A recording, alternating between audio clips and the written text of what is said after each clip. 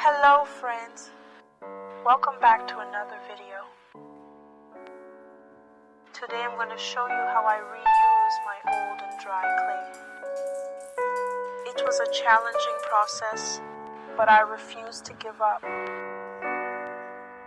This clay had been sitting in my studio for months, completely dry, waiting for a new purpose. And as I looked at it, I thought about what I could create with it.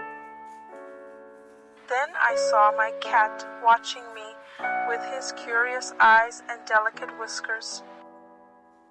I knew exactly what to make, a bowl just for him.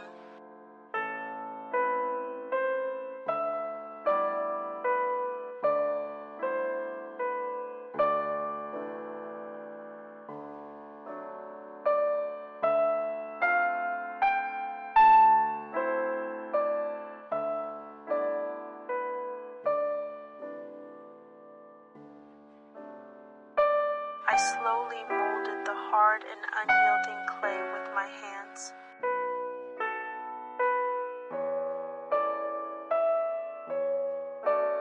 I used two types of clay, one with chamotte for added texture, and the other smooth and perfect for the inside of the bowl,